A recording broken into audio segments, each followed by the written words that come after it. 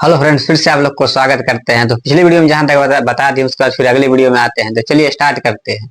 इसमें जो पहला फिर पॉइंट है, इसमें है ऐतिहासिक ग्रंथ। ऐतिहासिक ग्रंथ कौटिल्य, चाणक्य या विष्णुगुप्त कहिए द्वारा रचित अर्थशास्त्र मौर्य कालीन राजनीतिक इतिहास की जानकारी का एक महत्वपूर्ण स्रोत है। उसके बाद इसी प्रकार कलहन द्वारा रचित है राजतरंगी, जिसमें कश्मीर के इतिहास की जानकारी का एक महत्वपूर्ण ग्रंथ है। उसके बाद यहाँ दूसरा नंबर है यहाँ पर ऐतिहासिक अर्ध ऐतिहासिक ग्रंथ के अंदर आता है मुद्रा राक्षस विशाख दत्त का कृति मुद्रा राक्षस चाणक्य की कूटनीति द्वारा नंद वंश की समाप्ति एवं चंद्रगुप्त मौर्य युग राज्यारोहण पर प्रकाश डालता है। उसके बाद आता है अष्टाध्यायी का एक पुस्तक है। ये पाणिनि का कृति अष्टाध्यायी का मौर्य युगीन एवं मौर्य राजनीतिक पर प्रकाश डालता है।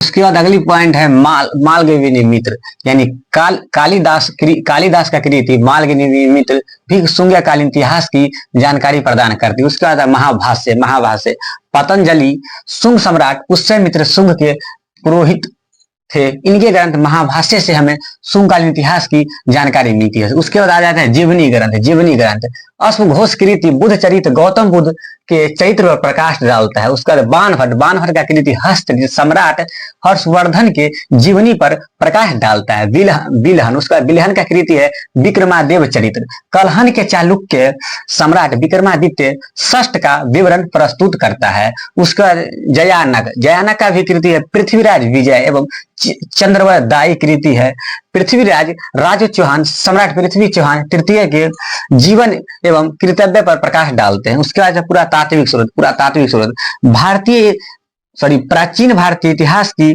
जानकारी के प्रमाणिक एवं विश्वसनीय पुरातात्विक स्रोत माने जाते हैं।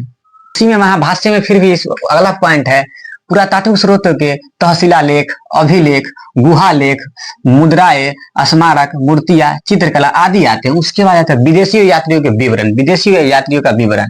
तो प्राचीन भारतीय इतिहास को जानने के धर्मनिरपेक्ष साहित्यिक स्रोतों में विदेशियों यात्रियों के यात्रा वृत्तांतों का अत्यंत महत्वपूर्ण स्थान है। उसके बाद हड़प्पा सभ्यता आ जाता है। उसके बाद हड़प्पा सभ्यता में सबसे पहले हड़प्पा नामक स्थान का खोज हुआ था।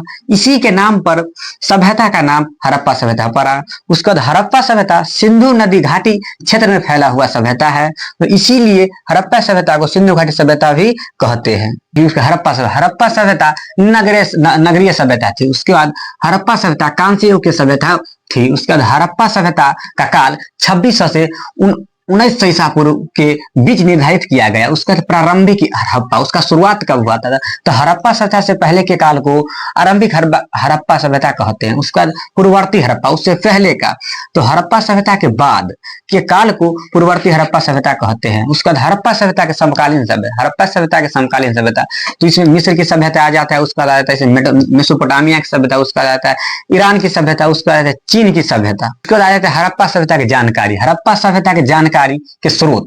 तो उसमें जो पहला आवास यानी घर हुआ, मृत भांडो, उसके बाद आभूषण, उसके बाद औजारों, उसके बाद मुहर। उसके बाद हड़प्पा सभ्यता के प्रमुख स्थल है।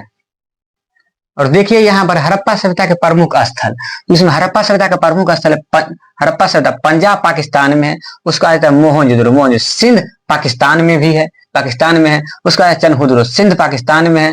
उसका सुतकांगडोर वह बलूचिस्तान पाकिस्तान में है। उसका कोट दीजी यह सिंध पाकिस्तान में है। उसका रंगपुर यानी गुजरात में है। उसके बाद कालीबंगान यह राजस्थान में है। यह सुदकोटदा यह गुजरात में है। यह रोपर यह पंजाब में है। और यह लोथल गुजरात में है। और धौलावीरा यह स्थल है यह गुजरात में है। राखीगढ़ यह हरियाणा में है। और जो वनमाली है वो भी हरियाणा में है।